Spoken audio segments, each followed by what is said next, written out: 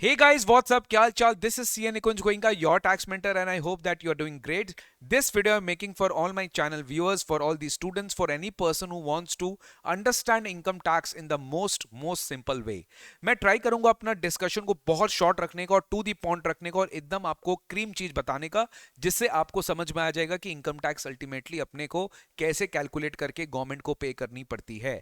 Now अभी इस वक्त काफी सारे फाउंडेशन के स्टूडेंट्स हैं जो इस वक्त इंटरमीडिएट में एंटर कर रहे हैं, या फिर डायरेक्ट एंट्री के स्टूडेंट्स हैं जो अभी इंटरमीडिएट में एंटर कर रहे हैं, या फिर आप कोई भी पर्सन हो, आप कोई अकाउंटेंट हो, आप कोई भी ऐसे पर्सन हो जिसको इनकम टैक्स की रुचि है, तो आप ये वीडियो इस वक्त देख रहे होंगे. तो प्लीज शेयर करिएगा और अपने सारे फ्रेंड्स तक ये जरूर शेयर करिएगा, बिकॉज मैं ये वीडियो में आपके लिए कुछ ऐसा लेकर आ रहा हूं कि मैं आपको समरी करके सब कुछ एक साथ बता रहा हूं. इनकम टैक्सेशन अल्टीमेटली आप समझो गाइस कि आप कहीं पे भी क्लासेस ले लो, आपको हमेशा एक बेसिक चीज पता होना चाहिए. डेमो क्लास के फॉर्म में समझो या फिर आप बेसिक क्लास के फॉर्म पे समझो. आपको मैं सारांश में बता रहा हूं कि अल्टीमेटली इनकम टैक्स को समझना है तो सबसे सिंपल वे क्या है. जो मैं इस वीडियो में बोलूंगा इसमें सारे तो टॉपिक्स जो है ऑलमोस्ट मैं कवर करने का कोशिश करूंगा, जिससे आपको एक बेसिक अंडरस्टैंड हो, एक क्लैरिटी है कि अल्टीमेटली इनकम टैक्स किस तरीके से हमें पे करना पड़ता है. तो चलिए वीडियो को शुरू करते हैं without wasting any time. Before understanding income tax, let us understand what is taxation. Ultimately taxation is what taxation is some कोई एज सच कोई वर्ड ये जो है कई डिक्शनरी में जो है आप डिफाइन देख सकते हो, बट जनरल पार्लेंस में हम समझ सकते हैं कि taxation is something a compulsory payment which you have to make to the government of India. That is an obligation which you have to pay to the government of India. It is not optional. It is a compulsory payment which you have to pay to the government of India in order to fund obviously various public expenditures. Government के जो major source of revenue है वो taxation से आती है, तो government taxation collect करता है in the form of revenue.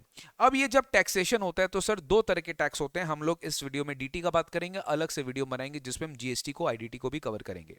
When it comes to taxation I will talk about two types of taxation. पहला है direct tax. Direct tax is what direct tax एक ऐसा टैक्स है जो अपन लेवी करते हैं डायरेक्टली, यानी कि गवर्नमेंट लेवी करती है डायरेक्टली आपके ऊपर डायरेक्टली टैक्स लगाया जाता है, which is known as direct tax. Levy is on one person and collection and burden of taxation is also on the same person. For example income tax in India. Income tax India में उनको पे करना पड़ता है जो income कमा रहे हैं, यानी अगर मैं इनकम कमा रहा हूं तो मेरे को इनकम टैक्स इंडिया में पे करना पड़ेगा.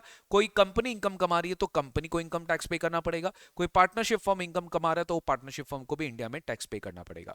सिमिलरली इनडायरेक्ट टैक्स क्या होता है सर? इनडायरेक्ट टैक्स होता है जैसे GST, goods and services tax. अगर अपन किसी को भी गुड्स या सर्विसेज प्रोवाइड कर रहे हैं और उनसे कोई प्राइस कंसिडरेशन चार्ज कर रहे हैं, तो अपन क्या करते हैं, उनसे इनडायरेक्ट टैक्स कलेक्ट करते हैं. We will have to collect GST, we will have to collect taxes from that particular person. यानी कि इन इनडायरेक्ट टैक्सेस लेवी तो हम करते हैं, कलेक्शन हम करते हैं, बट इसका बर्डन हमारे ऊपर नहीं आता क्योंकि हम अपने गुड्स या प्राइसेस में इसका प्राइस के अलावा उससे टैक्स रिकवर कर लेते हैं. तो गुड्स एंड सर्विसेज में जब हम गुड्स सेल करते हैं तो जीएसटी जो होता है या आईडीटी आप बोलो, this is always the burden of the taxation is always on the another person के ऊपर इसका बर्डन आ जाता है. यानी burden of taxes will be shifted to another person in indirect tax. ठीक है. डायरेक्ट टैक्स लेवी डायरेक्टली किया जाता है, but indirect tax indirectly levy किया जाता है. दोनों ही अपने सिलेबस में है, डीटी आईडीटी, जो कि इंटरमीडिएट में 100 मार्क्स का पेपर है और फाइनल में ये डीटी 100 मार्क्स और आईडीटी 100 मार्क्स का बनता है. अब सबसे पहले आप ये समझो कि ये हमारा जो इंडिया में टैक्स लगता है ये कानूनी है कि ऐसे ही आर्बिट्री कलेक्शन होता है? नहीं दोस्त. As per constitution of India, that is the main document, that is the preamble, that is the mother document of our country, जिसके ऊपर सब कुछ संविधान के हिसाब से सब कुछ चलना पड़ेगा. Article number 265, I repeat, article number 265 of the constitution of India does not allow any government to collect taxes without any law. बिना कानून के आप टैक्स कलेक्ट नहीं कर सकते. बिना कानून के गवर्नमेंट टैक्स कलेक्ट नहीं कर सकता, और इसलिए लॉ लाना पड़ता है कोई भी टैक्स लगाने के लिए, जिसका नाम है एक्ट. एक्ट यानी कि कोई भी एक्ट पास किया जाएगा, उसी के बाद वो इंप्लीमेंट किया जा सकता है और उसी के बाद टैक्स लगाया जा सकता है. अब एक्ट कैसे आता है ये आप ऑलरेडी पहले बचपन में पढ़े हो, बचपन मतलब फाउंडेशन में पढ़े हो या फिर 11-12 में पढ़े हो कि सर अपन पहले बिल लेकर आते हैं, लोकसभा में प्रेजेंट होता है, राज्यसभा में अप्रूवल के लिए जाता है और उसके बाद प्रेसिडेंशियल असेंट मिलता है after approval and then it becomes a act. सुनने में बड़ा इजी लग रहा है बट इसकी प्रोसेस बहुत लंबी होती है. ठीक है. तो एक्ट बनने के बाद वो लॉ बनता है. ठीक है. तो अल्टीमेटली अपन इनकम टैक्स में क्या पढ़ते हैं? Income tax act 2000, I mean sorry, income tax act 1961. 2017 में जीएसटी लॉ आया था इंडिया में। इनकम टैक्स जो है वो इनकम टैक्स एक्ट 1961 आज भी इंडिया में लग रहा है। अब ये जब इनकम टैक्स एक्ट का हम बात करते हैं, ये पार्लियामेंट में पास हुआ था और डेफिनेटली वो क्योंकि पार्लियामेंट में पास होता आज भी इंडिया में ये एक्ट एप्लीकेबल है।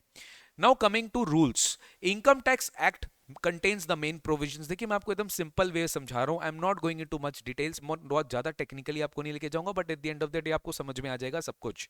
इनकम टैक्स एक्ट 1961 है। इनकम टैक्स एक्ट 1961 के बाद आता है इनकम टैक्स रूल्स। रूल्स जब अपन बात करते हैं तो rules is basically framed bye the central government. Central government rules बनाती है और सेंट्रल गवर्नमेंट ने पावर देके रखा है सीबीडीटी को, that is a board, central board of direct taxes which administers the direct tax law in India. तो CBDT board है, सीबीडीटी रूल्स लेकर आती है from time to time as prescribe by the central government. तो rules क्यों लाया जाता है कि लॉ कैसे फॉलो करना है, लॉ को फॉलो करने के लिए क्या कंडीशंस है, क्या फॉर्म्स है, कुछ गाइडलाइंस है, तो रूल्स लेकर आता है 1962। तो income tax act 1961, income tax rules 1962।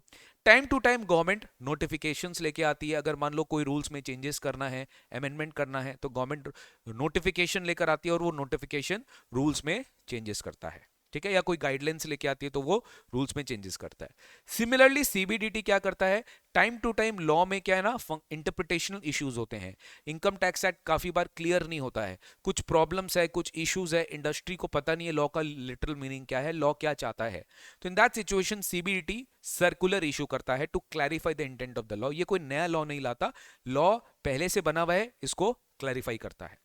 Every year annually एक और एक्ट आता है हमारे देश में जिसको हम बोलते हैं फाइनेंस एक्ट।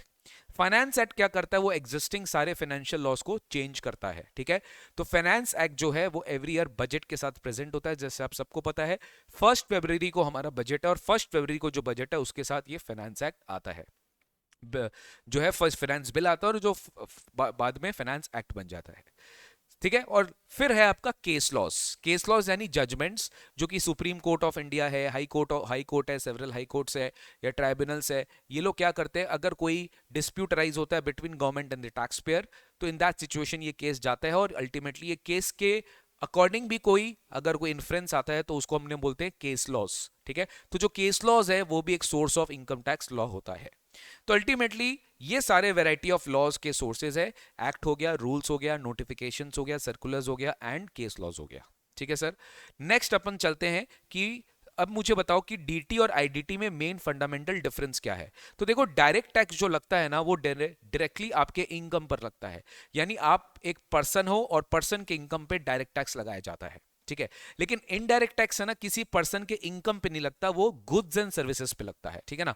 अगर हम किसी को गुड्स या सर्विसेज दे रहे हैं तो मेरे पे लग जाएगा, उस गुड्स एंड सर्विसेज के कंजम्पशन पे लग जाएगा इनडायरेक्ट टैक्सेस, ठीक है ना। तो गुड्स एंड सर्विसेज के पॉइंट ऑफ व्यू से आप समझोगे इनडायरेक्ट टैक्स और इनकम के पॉइंट ऑफ व्यू से समझोगे income tax, that is direct tax.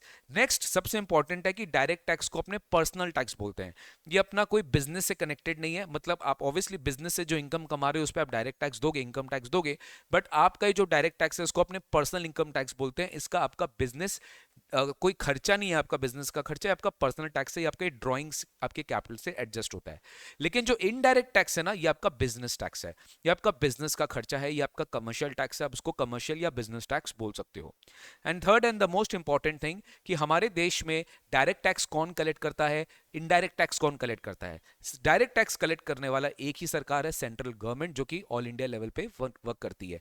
But indirect tax जो है वो सेंट्रल गवर्नमेंट और स्टेट गवर्नमेंट, लोकल अथॉरिटी सब लोग कलेक्ट करते हैं, ठीक है ना। तो depending on the nature of the taxes, जैसे जीएसटी अगर हम बात करें तो जीएसटी का जो टैक्स है वो central government state government collect करता है, बट कुछ ऐसे टैक्सेस भी होते हैं जैसे प्रॉपर्टी टैक्स, म्युनिसिपल टैक्स, ये सब लोकल अथॉरिटी कलेक्ट करता है। स्टैम्प ड्यूटी भी है वो स्टेट गवर्नमेंट कलेक्ट करता है। तो अलग अलग जो है फॉर्म ऑफ टैक्सेस पे डिपेंड करता है कि कौन कलेक्ट कर रहा है, बट हाँ इनकम टैक्स जो है वो खाली सेंट्रल गवर्नमेंट कलेक्ट कर सकती है, ये भी as per constitution of India है। और इनडायरेक्ट टैक्स जो है वो लेवी करती है central government and state government या लोकल अथॉरिटी। नेक्स्ट, अगर अपने प्राइमरली बात करें दोस्त की इनकम टैक्स में अल्टीमेटली मेजर क्या फिगर्स है जो हमें निकालने होते हैं, अल्टीमेटली इनकम टैक्स कैलकुलेट करने के लिए हमें क्या क्या चाहिए। तो दोस्त सबसे पहले हमें इनकम टैक्स कैलकुलेट करने के लिए चाहिए आपका ग्रॉस इनकम, ठीक है ना, आपका ग्रॉस इनकम चाहिए होगा। ग्रॉस इनकम कैसे निकालेंगे थोड़ी देर में डिस्कस करेंगे। आशा करता हूं कि आपको ये मजा आ रहा होगा, इंटरेस्टिंग लग रहा होगा गाइस। इसी तरह से हम लोग अपना क्लासेस में भी डायरेक्ट टैक्स हो, इनडायरेक्ट टैक्स हो, जो हम लोग अभी स्टार्ट करेंगे उसमें हम लोग इसी तरीके से मजा करके पढ़ाई करेंगे और आपको बिल्कुल टेंशन लेने की दरकार नहीं, आपका टेंशन हमारा हमारे पास है। ग्रॉस इनकम, ग्रॉस इनकम जो है, ग्रॉस इनकम आप कैलकुलेट करोगे और उसी ग्रॉस इनकम पे आपको क्या अल्टीमेटली आपको डिडक्शंस मिलता है, कुछ डिडक्शंस आप क्लेम करोगे और उसके बाद आप टोटल इनकम कैलकुलेट करके अपना टैक्स पे करोगे, ठीक है ना जी।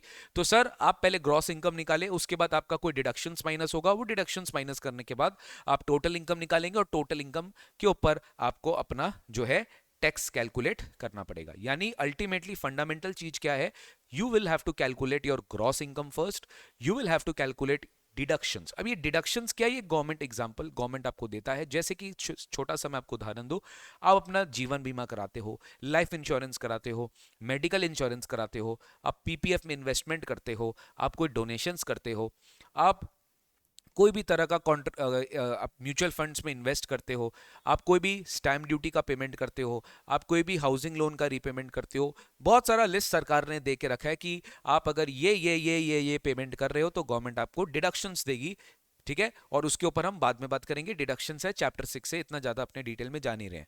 तो ग्रॉस इनकम आप कैलकुलेट कर लेते हो कि आपका ग्रॉस इनकम क्या है, उसके बाद आप डिडक्शंस माइनस करके आपको मिलता है टोटल इनकम। और इसी टोटल इनकम पे एक रेट्स है जो ऑलरेडी फिक्स्ड है। जैसे हर एक पर्सन के ऊपर अलग अलग रेट ऑफ टैक्स लगता है। मैं कंपनी हूं, मेरे ऊपर अलग लगेगा, एक इंडिविजुअल है उसके ऊपर अलग लगेगा, कोई आपका पार्टनरशिप फर्म एलएलपी उसके ऊपर अलग लगेगा, लोकल अथॉरिटीज के ऊपर अलग लगेगा, कोऑपरेटिव सोसाइटीज के ऊपर अलग लगेगा। Depending on the nature of the person, आप कौन हो, आपके ऊपर रेट ऑफ टैक्स अलग अलग लगता है। तो ये था हमारा कि टैक्स लगता है आपके अल्टीमेटली टोटल इनकम पे। एक बार आप टोटल इनकम निकाल लीजिए, उसके ऊपर आप जो टैक्स रेट आपके ऊपर एप्लीकेबल है depending on the nature of the person, आपको अल्टीमेटली इनकम टैक्स उसके बाद देना पड़ता है दोस्त, ठीक है। अब नेक्स्ट आते हैं अपने कि सर अब मुझे बताइए जो ग्रॉस इनकम है ये क्या है एग्जैक्टली ग्रॉस इनकम। तो एक ग्रॉस इनकम को अपने हेड्स ऑफ इनकम में डिवाइड कर सकते हैं। Ultimately whatever income you are earning that will be categorised under any of the 5 heads. यानी सर ध्यान से सुनना, इनकम टैक्स में 5 हेड सबसे ज्यादा इंपॉर्टेंट होता है कि इनकम टैक्स के हिसाब से आप जब टोटल इनकम निकालते हो तो फंडामेंटली आपको 5 हेड्स में अपने इनकम को कैटेगराइज करना पड़ता है। पहला हेड है आपका सैलरीज, आई रिपीट, पहला हेड है आपका सैलरीज, यानी इनकम फ्रॉम सैलरी में, income under the head salary में आपका जो इनकम है वो टैक्सेबल हो जाएगा। I repeat, income under salaries में, इनकम फ्रॉम सैलरी में आपका इनकम जो है वो टैक्सेबल हो जाएगा। यानी कि अगर आप कहीं से जॉब करते हो, आप एक एम्प्लॉय हो, आप एक कहीं कंपनी में काम करते हो, आपको एक सैलरी मिलती है, तो फिर आपकी जो इनकम है ना, जो भी आपको आपके एम्प्लॉयर से मिल रहा है that will be taxable under this head salaries. तो पहला हेड ऑफ इनकम है आपका सैलरी। दूसरा हेड है हाउस प्रॉपर्टी। आपके पास कोई हाउस है जिससे आप कोई रेंटल इनकम कमा रहे हो, ठीक है। तो अगर आप कोई रेंटल इनकम कमा रहे हो, आपकी खुद की प्रॉपर्टी है, आप उससे रेंटल इनकम कमा रहे हो और वो हाउस जो है आप अपने बिजनेस के लिए यूज नहीं कर रहे हो, तो फिर वो जो इनकम है वो आपका हाउस प्रॉपर्टी इनकम माना जाएगा। और हाउस प्रॉपर्टी इनकम आपके हेड्स ऑफ इनकम का सेकेंड पार्ट है। तीसरा और सबसे मोस्ट इंपॉर्टेंट पार्ट है बिजनेस और professional income. If you are carrying out any business activity और if you are carrying out any professional activity, आप कोई बिजनेस कर रहे हो, प्रोफेशन कर रहे हो, उससे आपको जो भी कमाई हुई, When I say income, I just don't mean turnover. I mean turnover में से आपने जो खर्चा किया वो खर्चा बिजनेस से रिलेटेड होना चाहिए और इनकम टैक्स उसको अलाउ करना चाहिए। इनकम टैक्स अलाउ करता है कि कौन कौन से एक्सपेंसेस आपको अलाउ किए जाएंगे, वो एक्सपेंसेस आप क्या करेंगे, अपने टर्नओवर में से माइनस करेंगे और जो नेट आपका बचेगा वो आपका इनकम होगा, ठीक है। तो एक हम क्या बोल रहे हैं, बिजनेस इनकम या फिर प्रोफेशनल इनकम। फोर्थ हेड है आपका कैपिटल गेन्स। मान लो आपके पास कोई कैपिटल एसेट आया, आपने कैपिटल एसेट क्या किया, ट्रांसफर किया। आई रिपीट, आपने कैपिटल एसेट क्या किया, ट्रांसफर किया। सिंपल सा बात है, आपके पास शेयर्स है, आपने मार्केट में शेयर्स बेच दिया, शेयर्स बेच के आपको जो भी कमाई हुआ वो आपका कैपिटल गेन है। आपके पास कोई इमोल प्रॉपर्टी, आपके पास कोई बिल्डिंग है, आपके पास कोई लैंड है, अगर आपने उसको बेचा, उससे आपको कोई गेन हुआ तो वो हो गया आपका कैपिटल गेन। तो कैपिटल गेन क्या हुआ कि आप कोई असेट बेच के अगर आपने कोई सेल किया, प्रॉफिट किया या लॉस भी किया तो वो आपके कैपिटल गेन में चला जाएगा दोस्त। तो पहला क्या हो गया सैलरी, दूसरा क्या होगा हाउस प्रॉपर्टी, तीसरा क्या हो गया बिजनेस इनकम, चौथा क्या हो गया कैपिटल गेन, और लास्ट में और सबसे इंपॉर्टेंट और सबसे ज्यादा नटखट हेड है अदर सोर्सेज। अदर सोर्सेज नाम से ही लग रहा है कि अगर कोई भी income is taxable in your income tax, अगर वो टैक्सेबल इनकम है और इन पांचों चारों हेड में से, इन चारों हेड में से वो कहीं पे भी क्लासिफाई नहीं हो पा रहा है, क्योंकि देखिए आप जॉब कर रहे हो, आप जॉब एग्जांपल देख रहे हो, आप जॉब वाला इनकम भी नहीं है, आपका रेंटल इनकम भी नहीं है, आपका कोई बिजनेस वाला इनकम भी नहीं है, कोई ना तो आपका कोई कैपिटल इनकम है। तो जैसे एग्जांपल इंटरेस्ट इनकम हो गया, जैसे एग्जांपल आपने लॉटरी से कुछ विनिंग किया, आपने कोई कोई बेटिंग किया, आपने कहीं पे आपने सट्टा लगाया, ठीक है, या फिर आपने कोई इंटरेस्ट इनकम, आपका फिक्स डिपॉजिट का कोई इंटरेस्ट इनकम है, आपका लोन एडवांस का कोई इंटरेस्ट इनकम है, ठीक है ना, कोई आपका मिसलिनियस सेमिनार फीस है, कोई ट्यूशन फीस है, कोई एक्स वाई जेड आपका अदर सोर्सेस से इनकम है जो कि आपका बिजनेस नहीं है, तो this is your other sources. तो वो जो बचा कुचा हुआ इनकम है वो किधर टैक्सेबल हो जाता है, अदर सोर्सेज में टैक्सेबल हो जाता है। और गाइस इसी को ऐड करके अपने निकालते हैं gross total income. I repeat, इसी को अपने ऐड करके निकालते हैं ग्रॉस टोटल इनकम। इस ग्रॉस टोटल इनकम के बाद जैसे मैंने आपके साथ डिस्कस किया था, आपको क्या मिल जाता है, डिडक्शंस मिल जाता है, और डिडक्शंस माइनस करने के बाद you will be actually arriving at total income. दोस्त क्लियर हुआ? तो ये था हमारा टोटल इनकम, और इसी टोटल इनकम पे आपको क्या निकालना पड़ता है, टैक्स निकालना पड़ता है। सर मजा आ रहा है और कंटिन्यू करूं क्या? देखो भाई यही तो बात है, मैं इस डिस्क्रिप्शन बॉक्स में लिंक में पूरा डेमो वीडियोस का लिंक दे दूंगा आपको। अगर आपको और डिटेल में जानना है तो जरूर से हमारा डेमो वीडियोस देखिएगा, डेमो क्लासेस देखिएगा, जिससे आपको क्लैरिटी आएगी कि डायरेक्ट टैक्स का क्लासेस हमारा कैसा होता है। ठीक है, अब अपने स्टार्ट करते हैं दोस्त। बिफोर गोइंग इनटू दिस एक बार मैं आपको लेकर चलता हूं। देखिए ये सब कलरफुल नोट्स भी आपको मिलेगा जो आपके सामने मैं लेकर चल रहा हूं। ठीक है, ये कलरफुल नोट्स है। ये कलरफुल नोट्स से क्या डिपिक्ट करता है, देखो ध्यान से देखो मैं क्या आपको दिखाना चाह रहा था। देखो अल्टीमेटली मैं जो बता रहा था कि इनकम टैक्स पर्सन के ऊपर लगता है, ठीक है ना, इनकम टैक्स पर्सन के ऊपर लगता है। तो जीएसटी इनकम टैक्स में मुझे बताओ कि कितने तरह के पर्सन है। Let me tell you, income tax 7 types of person को इंक्लूड करता है अपने में, यानी कि अल्टीमेटली इनकम टैक्स एक पर्सन पे लग रहा है, और वो पर्सन में ये 7 लोग आ जाते हैं। पहला mister X, mister Y, missus X, missus Y, एक नेचुरल ह्यूमन बीइंग, ठीक है, एक नेचुरल पर्सन, एक ह्यूमन बीइंग, वो है आपका इंडिविजुअल। ठीक है, अब वो इंडिविजुअल कितना भी एज का हो, कैसा भी हो, कहीं भी रहता हो, इंडिया में रहता हो, इंडिया में नहीं रहता, वो एक पर्सन है और उसके ऊपर इंडिया में इनकम टैक्स लगेगा, बिकॉज वो एक पर्सन है। सेकेंड होता है family. Hindu undivided family is constituted as per the Hindu law. जैसे मान लो आप, आपके स्पाउस और आपके चिल्ड्रन मिलकर आप लोग फैमिली बना सकते हो, और वो एक लीगल पर्सन माना जाएगा, एक आर्टिफिशियल पर्सन माना जाएगा, HUF। एक HUF फॉर्म में भी आप बिजनेस कर सकते हो, और वो HUF भी बिजनेस चल सकता है। बेसिकली वो एक फैमिली है, वो फैमिली बिजनेस कर रही है। नेक्स्ट आता है कंपनी। कंपनी कंपनी मैंने कोई नहीं बोला, या तो कोई इंडियन का कंपनी हो या फॉरेन का कंपनी हो, कहीं का भी कंपनी हो। कंपनी मतलब कंपनी जो कि इनकॉर्पोरेटेड है as per the companies act, whether in India और आउटसाइड इंडिया। तो कंपनी भी एक तरह का पर्सन होता है, उनके ऊपर भी इनकम टैक्स लगता है। देन आता है पार्टनरशिप फर्म, इसमें लिमिटेड लाइबिलिटी पार्टनरशिप भी इंक्लूडेड है, LLP। कोई भी पार्टनरशिप फर्म है या कोई भी LLP है, वो भी इनकम टैक्स में पर्सन माना जाता है। नेक्स्ट आता है आपका जॉइंट वेंचर्स, जैसे AOP हुआ, एसोसिएशन ऑफ पर्संस।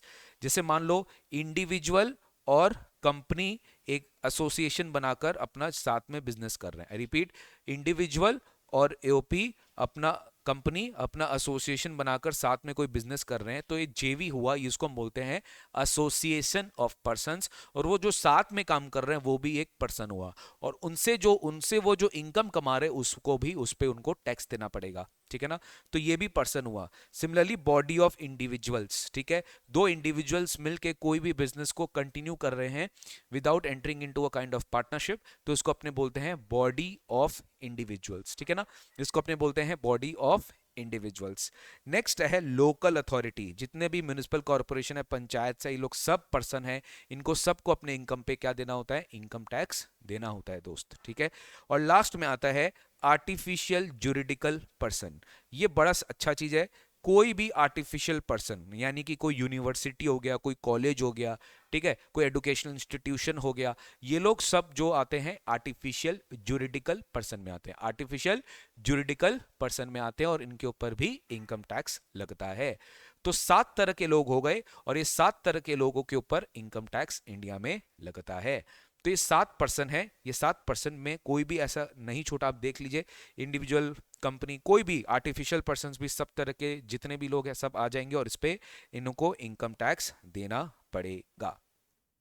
अब आपके माइंड में एक चीज आ रहा होगा कि सर मुझे एक बात बताओ, पर्सन में तो इतना लोग आ गया, लेकिन मुझे एक बात बताओ, पर्सन में भी क्या गवर्नमेंट ने कोई डिस्टिंक्शन नहीं किया है कि क्या सबको सरकार टैक्स करती है? नहीं दोस्त, किया है ना।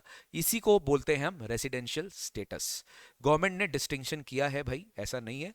गवर्नमेंट ने रेसिडेंशियल स्टेटस बोल के एक टॉपिक बनाया है कि डिपेंड करता है, आप पर्सन हो ठीक है, अब डिपेंड करता है कि आप इंडिया के रेसिडेंट हो या नहीं हो, उस पर डिपेंड करता है। अगर आप इंडिया के रेसिडेंट हो तो आप पे क्या टैक्स लगेगा, अगर आप इंडिया के रेसिडेंट नहीं हो तो आपके ऊपर क्या टैक्स लगेगा। I hope you understanding what I am trying to say. तो अगर आप इंडिया के रेसिडेंट हो तो आपके ऊपर क्या टैक्स लगेगा, अगर आप इंडिया के रेसिडेंट नहीं हो तो आपके ऊपर क्या टैक्स लगेगा। सबसे पहले ये आइडेंटिफाई करना हमें पड़ता है कि आप रेसिडेंट हो कि आप नॉन रेसिडेंट हो। ऑब्वियसली अगर आप एक नॉन रेसिडेंट हो, आई रिपीट, अगर आप एक नॉन रेसिडेंट हो, अगर आप एक नॉन रेसिडेंट हो, मैंने नहीं बोला अगर आप रेसिडेंट हो, अगर आप एक नॉन रेसिडेंट हो, तो ऑब्वियसली जो इनकम आप इंडिया में कमा रहे हो आपके ऊपर उतना ही इनकम पे टैक्स लगेगा। लेकिन अगर आप एक रेसिडेंट हो, आई रिपीट, लेकिन अगर आप एक इंडिया के रेसिडेंट हो, तो फिर भारत सरकार आपके वर्ल्ड इनकम पे टैक्स लगाती है। यानी कि आप अगर इंडिया के रेसिडेंट साबित हुए क्योंकि आप इंडिया में मेजॉरिटी टाइम स्पेंड किए, या फिर आपका इंडिया में बहुत ज़्यादा बिजनेस है, या फिर आप इंडिया में मेजॉरिटी काम कर रहे हैं, तो डेफिनेटली आपके इंडिया का रेसिडेंशियल स्टेटस इंडिया का रेसिडेंट माना जाएगा, और फिर आपका जो इनकम है वो इंडिया में टैक्सेबल हो जाएगा। ठीक है, लेकिन not only Indian income, it will be foreign income also. But अगर आप एक नॉन रेसिडेंट हो तो आपके ऊपर खाली और खाली इंडियन इनकम टैक्सेबल होगा। तो ये चीज हम आपको पढ़ाएंगे कि कब आप रेसिडेंट हो, कब आप नॉन रेसिडेंट हो।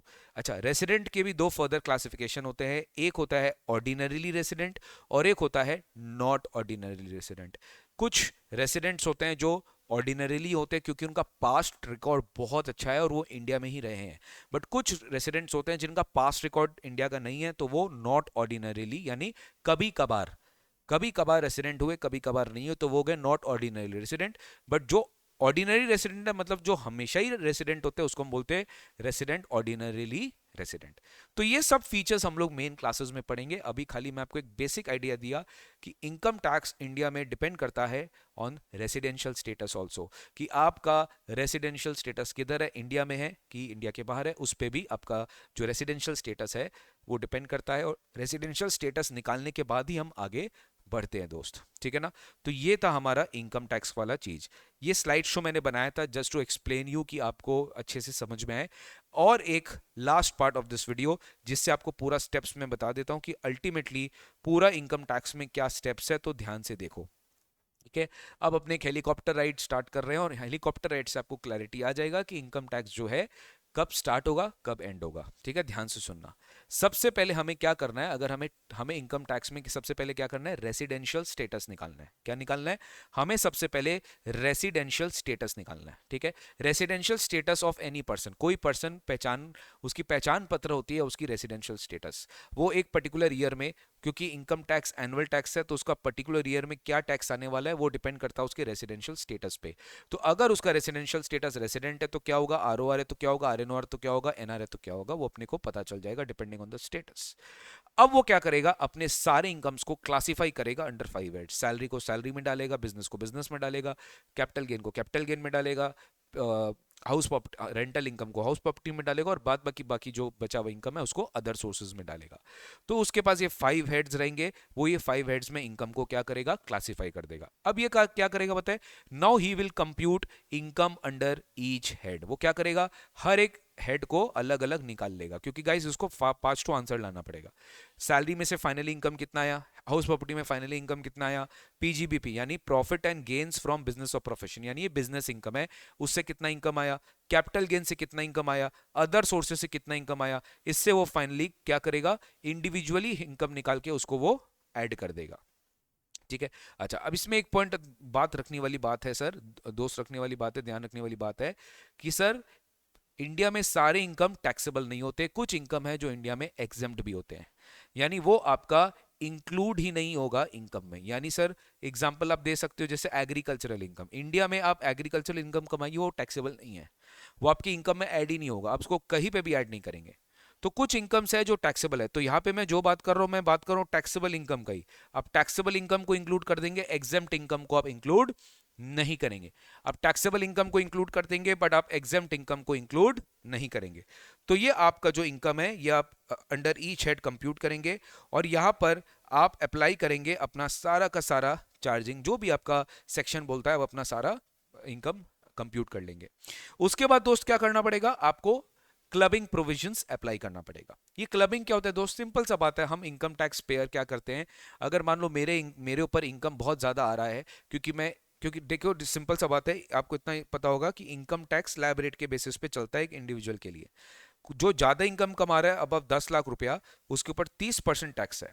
अब सोचो आपका बेटा है, आपका बेटा जो है उसके पास कोई इनकम नहीं आ रहा है, आप चाहोगे ना कि यार उसका भी हम स्लैब यूज कर ले, ठीक है, तो आप क्या करना चाहोगे, आप इनकम डाइवर्ट करना स्टार्ट कर दोगे।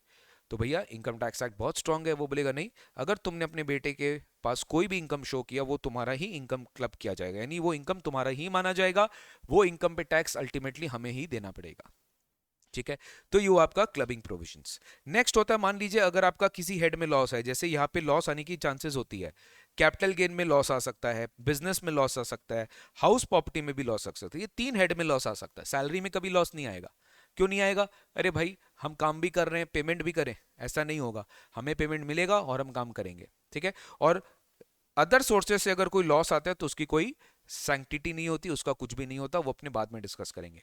तो अल्टीमेटली ये 3 हेड से अगर कोई लॉस आया, किसी से इनकम आ रहा है, ठीक है, तो क्या करना है, आपको सेट ऑफ करना पड़ेगा। क्या करना पड़ेगा, सेट ऑफ। अब ये सेट ऑफ का भी रूल्स है, कुछ लॉसेज आप सेट ऑफ नहीं करेंगे तो आप उसको क्या करेंगे, कैरी फॉरवर्ड, यानी आप उसको अगले साल का लॉस मान लेंगे, वहां पे भी नहीं हुआ तो उसके अगले साल का लॉस मान लेंगे। ऐसे कर करके इसकी टाइम लिमिट भी होती है कि कौन सा लॉसेज कितने साल तक कैरी फॉरवर्ड हो सकता है। तो देखो ध्यान से, जब आप पांचों हेड निकाल लिए, किसी में अगर लॉस है तो उसको सेट ऑफ कर लिए, क्लबिंग भी अप्लाई कर दिए, उसके बाद आपको मिल जाता है gross total income. Now what you will be getting, you will be getting gross total income. आपको क्या मिल जाता है, आपको ग्रॉस टोटल इनकम मिल जाता है। अब इस ग्रॉस टोटल इनकम के अगेंस्ट में आप माइनस करोगे डिडक्शंस, इस ग्रॉस टोटल इनकम के अगेंस्ट में आप माइनस करोगे डिडक्शंस। आप लेस कर देना कितना डिडक्शंस आपको यहां से मिलेगा, आपको माइनस कर देना है क्या, डिडक्शंस। डिडक्शंस माइनस करने के बाद आपको मिल जाता है टोटल इनकम, डिडक्शंस माइनस करने के बाद आपको मिल जाता है टोटल इनकम। इस टोटल इनकम पे आपको जो भी आपके ऊपर रेलिवेंट टैक्स रेट है आप अप्लाई करेंगे। जो रेलिवेंट टैक्स रेट है उसके ऊपर एक सरचार्ज होता है जो हर एक टैक्स पेयर को देना पड़ता है अगर उसकी इनकम एक लिमिट के ऊपर चली गई, और अगर उसकी इनकम एक लिमिट के नीचे है तो सरकार उसे रिबेट भी दे देती है। सब क्लियर होगा, सरकार उसे रिबेट भी दे देती है अगर उसका इनकम एक इनकम लेवल के नीचे चला जाता है, ठीक है। और उसके बाद उसे एक सेस मैंडेटरी ऐड करना पड़ता है जिसे हम कहते हैं हेल्थ एंड एजुकेशन, यानी गवर्नमेंट ये सेस कलेक्ट करती है हेल्थ एक्सपेंडिचर और एजुकेशन एक्सपेंडिचर को फाइनेंस करने के लिए, जो फिक्स है 4% on your tax plus surcharge. ध्यान से सुनना, टैक्स किस पे लग रहा है, इनकम पे लग रहा है, सरचार्ज किस पे लग रहा है, टैक्स पे लग रहा है, और सेस किस पे लग रहा है, टैक्स प्लस सरचार्ज पे लग रहा है। एकदम वैसे ही कंसिक्यूटिव चलेगा, इनकम निकाले उस पे टैक्स निकाले, उस टैक्स पे सरचार्ज ऐड किए, टैक्स प्लस सरचार्ज आए उस पे फाइनली सेस ऐड किए। हेल्थ एंड एजुकेशन सेस कितना परसेंट होगा, 4% होगा, ठीक है। अब last but not the least, इससे आपका पूरा जो है फ्लो खत्म होगा और उसके बाद हमारा वीडियो भी खत्म हो जाएगा। सर मुझे एक बात बताइए, आप अल्टीमेटली जो इनकम टैक्स है ना, आप हमेशा एक पर्टिकुलर साल का इनकम टैक्स अगले साल एसेस करते हो, यानी कि इनकम टैक्स तो एनुअल टैक्स है। अब तुम बीच बीच में इनकम कमा रहे हो, बीच बीच में टैक्स तो दे नहीं सकते, तुम पूरा पूरा इनकम कमा लो और उसके बाद गवर्नमेंट तुमसे टैक्स अगले साल लेती है। यानी इस साल जो तुम टैक्स देते हो ना, इनकम टैक्स तुम प्रीवियस ईयर के ऊपर देते हो, यानी आज भी मेरा जो साल चल रहा है मैं प्रीवियस ईयर के इनकम पे इस साल टैक्स दे रहा हूं। नाउ माय पॉइंट इज, मेरा बात ध्यान से सुनना, नाउ माय पॉइंट इज कि इस साल मेरा इनकम है और इस साल मेरे का मैं इसमें टैक्स दे रहा हूँ। तो सरकार बोली भाई तू कमा रहा है इस साल, तू टैक्स दे रहा है इस साल, तो इस साल तू इस इनकम पे कुछ नहीं देगा क्या? यानी प्रीवियस ईयर में, पिछले साल में जो तुम इनकम कमा रहे हो, पिछले साल में तुम उसके ऊपर कुछ टैक्स नहीं दोगे क्या? दोगे। गवर्नमेंट बोलता है तुम्हें देना पड़ेगा एडवांस टैक्स।